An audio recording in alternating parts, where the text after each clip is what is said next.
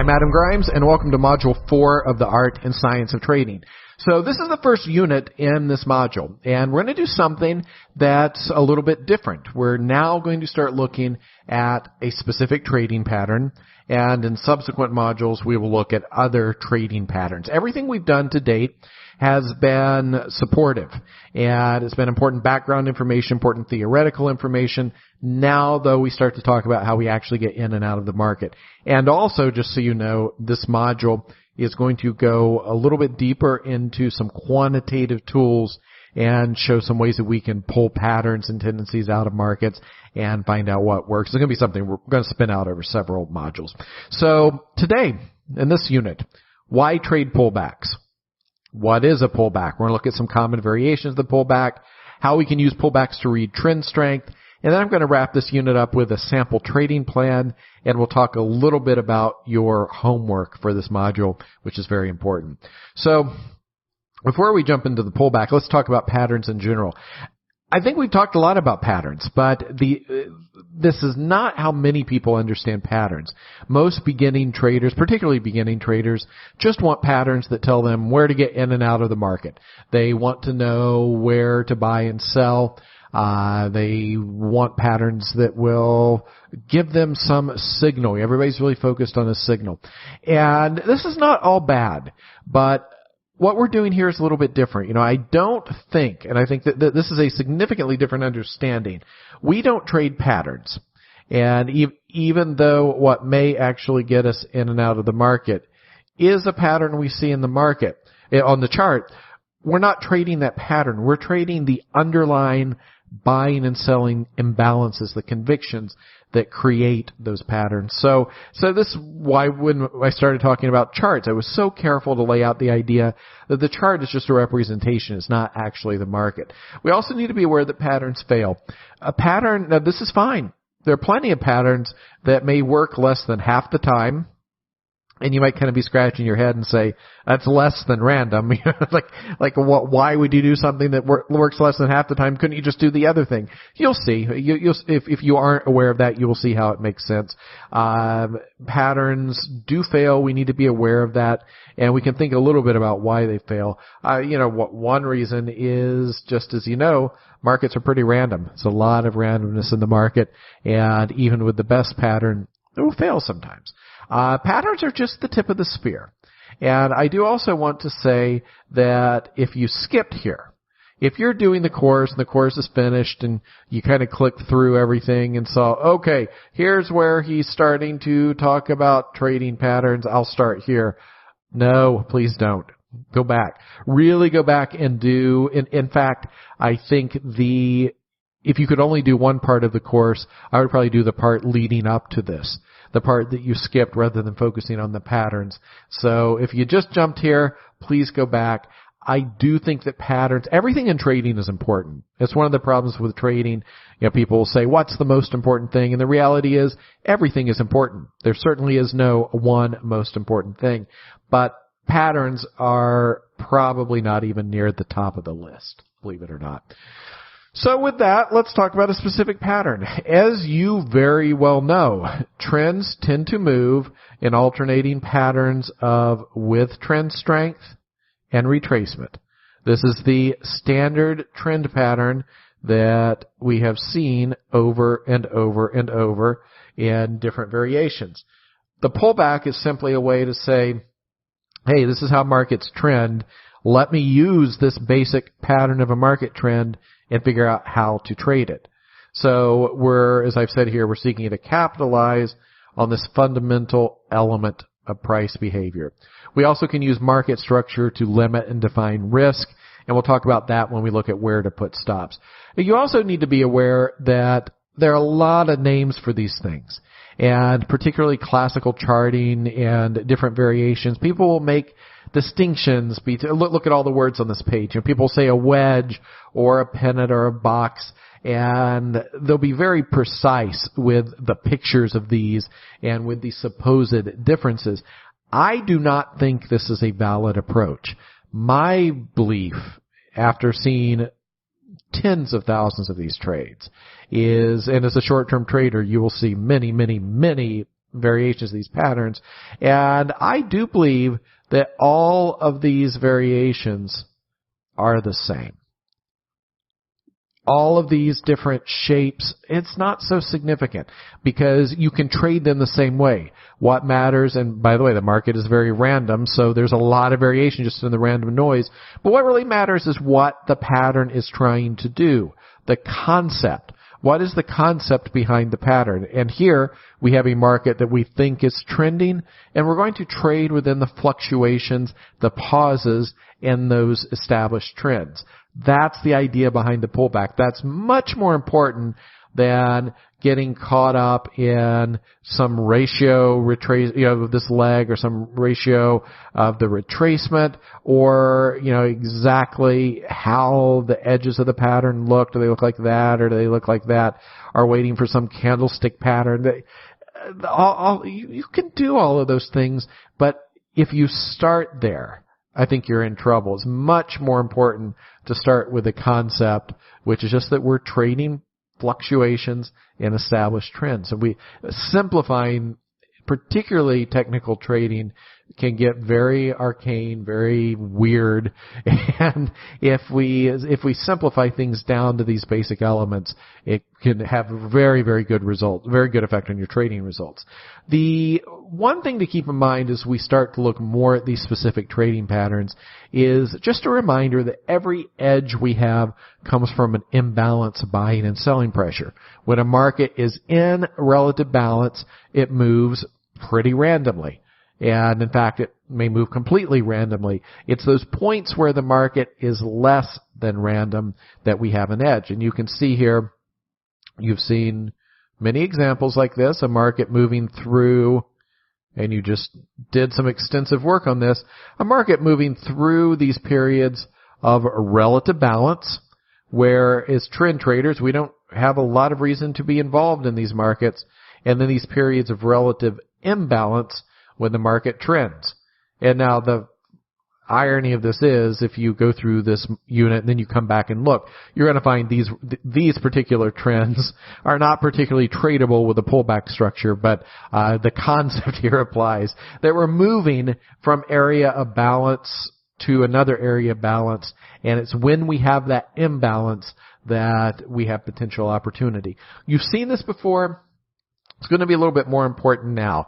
If we just look at the pullbacks here, there is a simple pullback, and this is a great theoretical structure, but the problem is the market many times you don't really know if this turn is where it's finally going to go. A lot of times you will have a turn and then the market will continue lower. This is a simple pullback, consolidation flag, use whatever word you want. This is complex because it has more than one leg. If we number or letter the legs, we have an A, B leg here. You certainly also, of course, could have something like this in a pullback that continues where you have multiple legs. There's absolutely nothing that says you can only have two legs. But just be aware that these are common variations, and if you try to trade pullbacks without some awareness of both of these possibilities, you're going to end up with a lot of confusion and in a lot of trouble. Now, here are some pullbacks. I'm just showing you pullbacks on charts. And I've outlined these. Be aware that these outlines are not precise. That these are just, these aren't trend lines. In other words, I'm just showing you the patterns. And you see here is a simple pullback. Here, and notice how this pattern slopes. Here's another simple pullback with less of a slope. And here's some kind of pullback, which the structure that I outlined there is possible. This is another way to look at the same structure up at the top. And I'll erase that so you can see both marks. Here we have, and you've looked at some of the ways that trends top, and we've probably gone into some kind of range here, haven't we? Multiple ways to read these charts, but look at this. Here we have a pullback that comes following the break of a bottom of a range. That is a potentially very powerful pattern. And when we see this near or at the bottom of a range, that can give us a good edge for continuation to the downside, as happened here.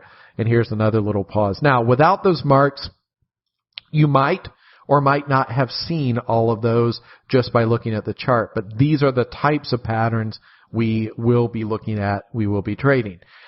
Here are some more complicated pullbacks. And if I was going to outline the swing structure within these pullbacks, look at this. So this, when we discuss complex consolidations, this is what we're talking about. See that? So if you compare the structures in there, look how clean and simple these were. Market goes down, bounces, and then down. Market goes up, comes off, and then goes higher. These are very simple pullbacks. These are complex pullbacks. And so see I'm going to clear the screen in a second, but take a look at the swings that I've outlined and now see it without my marks. And you can imagine that you put yourself, let's go back to the first one, put yourself in a situation where you're thinking about trading this practically. So you buy, let's just say you, for whatever reason, you get lucky and you buy in here, and then you pretty much take no heat. Or you get lucky and you buy here and the market goes up. This is relatively simple, right? Maybe not so simple at C, but anyway. But look here. So let's say you buy here, then what happens? The market goes down. Or let's say you buy here and it really looks like the market's going up, but the market goes down before it goes up. Many times traders will have the experience that they're kind of out of sync with the market. We talked about that before, right? About being out of sync with that psychological cycle in the market. And this is one way that it can happen. And this is, in fact, these patterns are probably caused, we don't know this for a fact, but they're probably caused by people being out of sync with the market or out of sync with the crowd psychology. And you certainly will, no matter how good of a trader you are, you will take some losses in patterns like this. It's unavoidable. It's part of the game, and it also should not bother you. Now, how do you actually enter these trades? So broadly speaking, there are two ways to do this. One is that let me draw over here. One is that we can kind of enter while the pattern is coming down. So we're entering somewhere in here, assuming that it's going to go up. The other entry is somewhere here. So call this entry A, this entry B. These are the two ways that we can enter pullbacks. Now, and I'm showing that here. One of the things we can look for is look for a market to make a low and then take out the low and reverse higher. This is a pattern called a failure test, which we will learn in a few units, or a few modules actually. But the concept is pretty easy to see, that you're buying against some type of test of support. You're buying against the short-term direction of the market. See this? In the short term, I'm going to clear the screen here. In the short term, the market is coming down and you are buying. Here, the market is going up and you're buying, so you're buying some kind of breakout. Two different ways, and there are some trade-offs. The difference is this guy, the guy trading with A, is going to have a better trade location, meaning his price is going to be lower. The guy, or I guess I should say gal too, right, buying B, is going to be buying a lot higher. You know, it's the difference. A bought down here, B is buying up here. And of course, we'd like to buy something as cheap as possible, we think, right? That's intuitively, it's what we'd like to think. But there's also this idea of confirmation. And the person using plan B can wait until the market has started to show some strength. And of course, if we flip back here, this is not a complete solution. What it will avoid is plan A will avoid you just buying into something like this. But it's certainly possible that you buy into something like this and then it declines. So again, as I said, you will have some of these losses, and it's good to think about it and plan for it. So stop placement. This is a very, very important topic. The stop is where you're getting out of the trade. You get in, and every time you get in a trade, you must know where you're getting out if you are wrong. You basically know how much you're risking on the trade. Now, in my experience, we can't use extremely tight stops. Some people do, and some people do it well, but I think one of the things that I have seen very commonly with developing, struggling traders is they're trying to use very, very, very tight stops. By tight, I mean very close to where they get in. Why is this not a good idea? Because the market is very random. And if you do this, what you risk doing is you risk just getting caught in the noise. Another thing is, and this may not mean anything to you, but if you've spent a little bit of time on the internet, it probably does mean something to you. People will talk about low risk trades. That's not a concept that makes any sense. Because if you are sizing your trades correctly, then your trades will reflect an equal risk to your trading capital. I didn't say that very well. Every loss will be a consistent percentage of your trading capital loss. That's what makes a lot of position sizing plans work, and it's what lets your account grow the best. So if we do this, then you see that if we get into a trade here, let's just say, and I'll show you some examples of this. Let's say you put a stop here and a stop here. A, again, just for sake of discussion, A and B. A is a lot closer, and let's just say you're really smart and you bought there. So you bought the absolute low. At A, you will have a larger position, but the dollar amount in most position sizing schemes will be the same whether your stop is at A or B. So A is not a low risk trade. In fact, what you may find is which stop do you think is going to be hit more? A is going to be hit more enough that it might actually be higher risk even though it's closer. Support and resistance, we've talked about, and you're going to do more work with that this week, but the problem with using support and resistance for stop location and pullbacks is these patterns slope. So if you define support and resistance, and I think these bottom lines are pretty good indications of support, you can't really put your stop beyond this support because you need to know where you're getting out. If you're wrong, you need to know how much you're risking. And if support is sloping, so you're always moving your stop legitimately, that's what you would have to do here, then it's hard to define your risk. So it's not that it can't be done or you can't use support and resistance in some way, but for pullbacks, it's a little bit of a problem to do that. Just two broad illustrations here. These are the near stops, which are the solid line, and then the far stops. And if you are just starting to look at these patterns, I would suggest that you probably want to look at a stop somewhere like the far stop. Now, where do you actually put the stop? This is a deep question, and you're going to see a lot of these patterns and begin to get a sense. There are different things you can do. You could set a stop as an ATR multiple. So, in other words, you would count what the average range is. You can do that with an indicator very easily. You also could just look here, and you could say, like, how big are the average bars here? Well, they're probably about 75 cents. I'm guessing, roughly. And then you can say, well, I like to put my stops 2 average ranges away from where I get in. So if you buy here, then where does your stop? Your stop would probably be somewhere in there. 2 or 3 average true ranges might be a place to start. People also will use percents. I don't think that's a great idea because some things are a lot more volatile than others.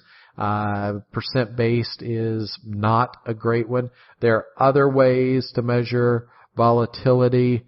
You could use previous support and resistance, but that's not going to work for you reliably because I guess you could probably pretend there's some support there, but you're definitely going to find, like, where's support? I don't know. I mean, that's a stretch, right?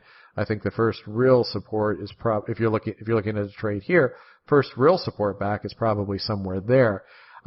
People will also do things with ratios, which I'm going to show you I don't think you should, and I'll show you why in just a few units. But out of all of these, probably the simplest to calculate, that's not true, but probably the best to start with might be the ATR multiple.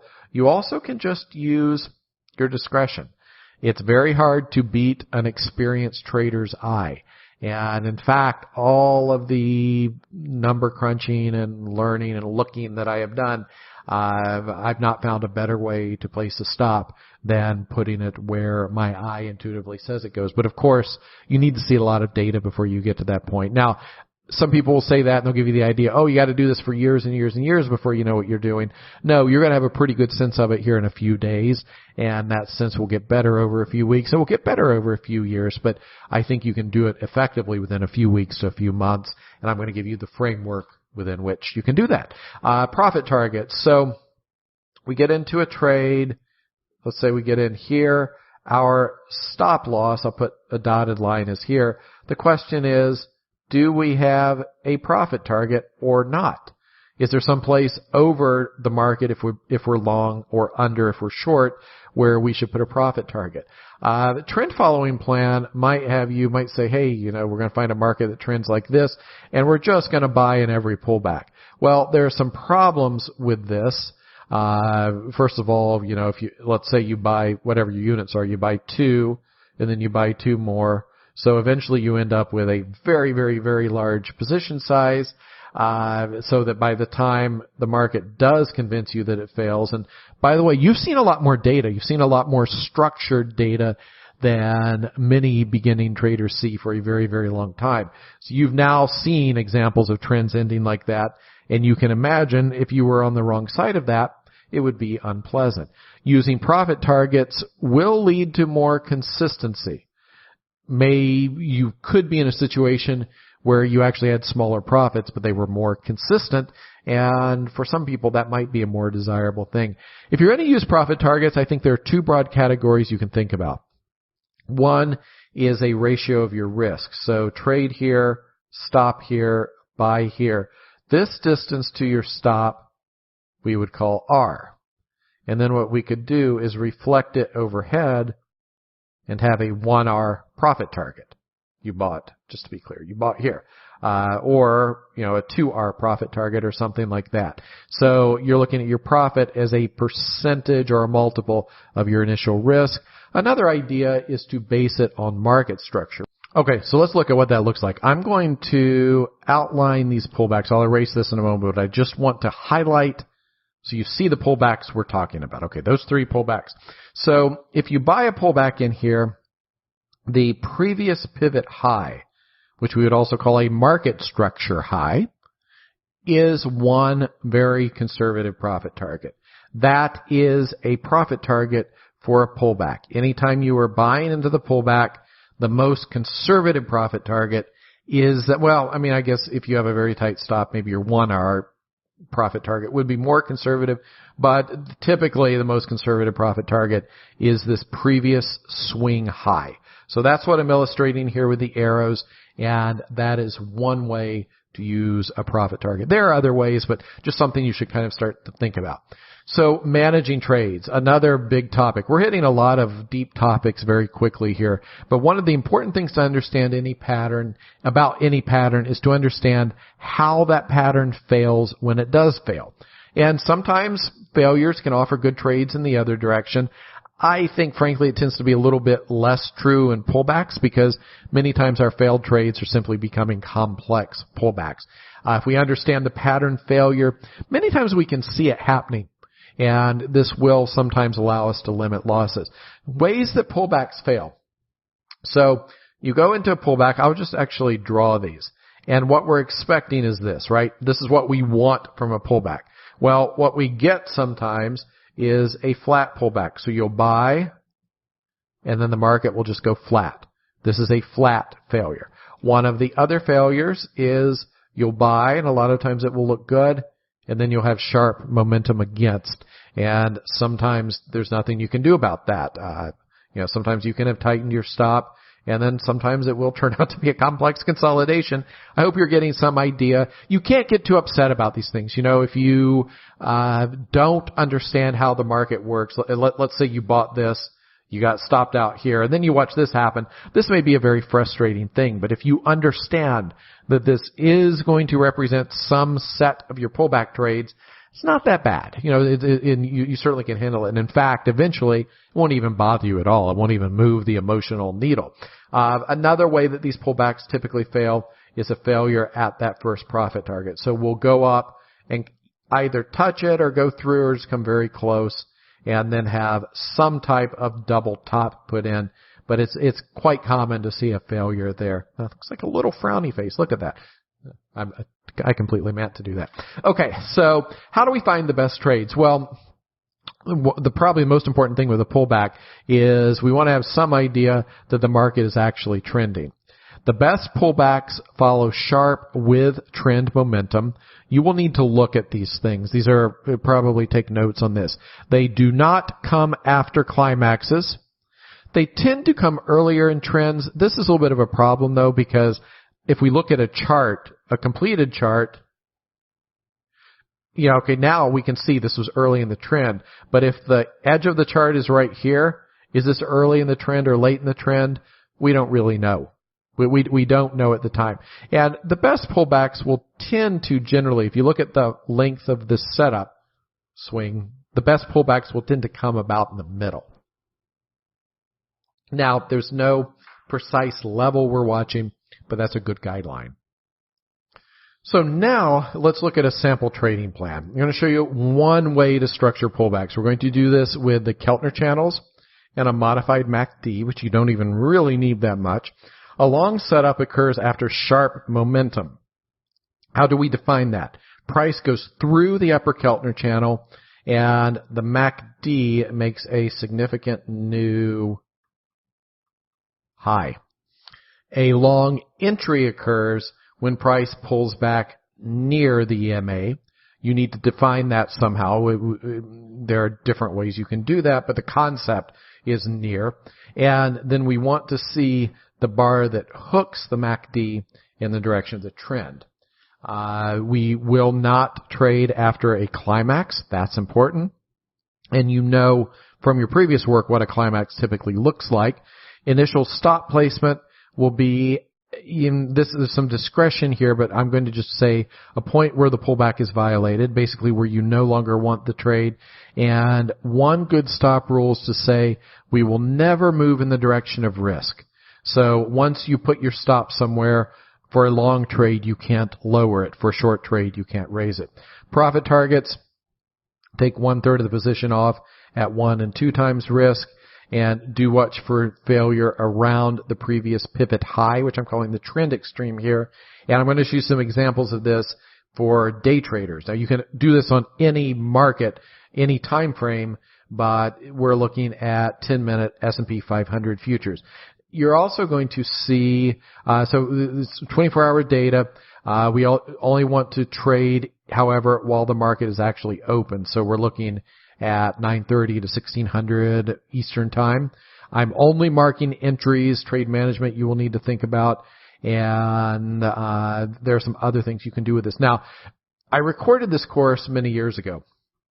It's now 2017 as I'm speaking, and I thought to update these charts, but then I thought, no, because I do this type of work with traders all the time, looking at these patterns, and there's no, it doesn't matter whether we're looking at 2003, 13, 2007, we're going to see the same types of patterns. So, these are old charts, but they absolutely work. So here you can see we go outside the Keltner channels, and we're looking to enter somewhere around the moving average. If we wait for the MACD to hook, that would get us in here. Here we go outside the channel, looking to enter near the EMA. We don't really get that here until here. MACD hooks. I'm going to flip through these, and you can stop and look. Now, the nice thing about this is that there will be some days where you won't see entries. And this type of action looks a little climactic to my eye. How does it look climactic? Well, for one thing, we have these large shadows outside the channel. Look at the difference in the way we went outside the channel here with a drive, and then this is climactic, so we would not be looking to trade there, and compare that to there. So really no good setup, no action outside. So here's a day where we have no trades. And, for my money, if we have a trading system that does not give us trade setups on bad trading days, and we're very happy. Sometimes a very good system can just keep us from trading.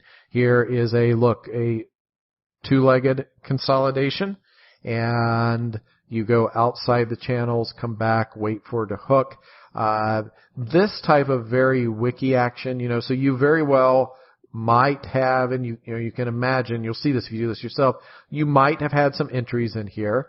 I would probably not have traded something that was that flat because I don't see, look, this is generated by a strong trend thrust. You see that? Good trend thrust. Do you see the same thing here? I don't think so. Now, if maybe you have a setup here, but it's at the end of the day. If you took a trade here, not the end of the world, but the reason I'm not seeing it is because I don't see quite the same trend strength. Very classic examples here. You might argue we're not close enough to the moving average here. MACD hook gets you in there. There's another entry and another entry. You might argue that some of these looked a little bit climactic. So you may have some different entries. You certainly can define these much more precisely, but I want you to get the concept, and then I want you to think about the precise application. Here's another day with no trades. So we're outside the channels here, but is this really a strong trend drive? Is this? And so wicky, probably not. And then look, we don't even get outside the channels for the rest of the day. And then another example here, you may very well say you would not have taken the trade here because we're outside the channels for so long. That is potentially climactic. We're really nowhere near the moving average. But, after a first half of the day trend, and this comes actually quite late in the day, we have a little bit of the pullback. Maybe there's a possible entry there. But there's just one example. You can certainly look at those and think about those. And one of your major homework assignments is this pullback back test. We're going to talk a little bit more about that later, but roughly here's what we're doing. You're going to need some way to record P&L. It's fine to do this in Excel. You also can do it on pencil and paper. The value that we're looking for is your P&L as a percent of the amount risked. So, for instance, let's say you're trading stocks, and let's say you trade a $1.50 stock, a $200 stock, and a $50 stock. Let's say you make 25 cents here, $1 here, and $2.50 here. Now, these numbers aren't really comparable, right? Because one of the natural things we might do is to use percents instead of numbers, because you see you're going to have some crazy numbers. Like you can't really compare. That might very well be $10. Comparing $10 to 25 cents makes no sense. So many people will use percents. I think a better way is to think of your P&L as a percent of your amount risk. So you are working in R multiples. So you would express your P&L like a typical P&L might be 0.8 R. Meaning that whatever you risked, you made 80% of that. That's probably the number you want to think about. For each trade, record your entry price, your actual exit price, your initial stop. You need to know that because if you don't know your initial stop, you cannot calculate R. And then if you used an initial target, mark that initial target. These are all prices that you will record. Define your pullback pattern precisely. You basically need to make a trading plan. We're not really talking about trading plan yet, but you need some clear understanding of the patterns you will trade. Discretion is fine. This does not have to be algorithmic. In fact, you probably will do better if there's some discretion, but you need to explain it pretty clearly. You need some indication of when to look for a pullback, some indication the pullback is formed, and then a trigger to get you into the trade. This is actually very powerful. This thinking in terms of a setup and then a trigger. And I see many practical, in actual trading, like I'll say, okay, I'm looking to buy this pullback if I get a trigger, and then I never get the trigger and the thing just goes down. So like if I made a long trade here or a long call here. It looks like a disaster, but it wasn't anything because we were waiting for the momentum to trigger me in. That's one reason why I do it like that. But yours may be very different. You still need to think in terms of having the setup, what tells you to look for the trade, and what actually gets you into the trade. We're going to revisit this idea and what you need to do this pullback test at the end of this module, but I just wanted to get you thinking about it now and thinking about how you might define your pullbacks as you start to look at charts and you start to see these things. Thank you very much.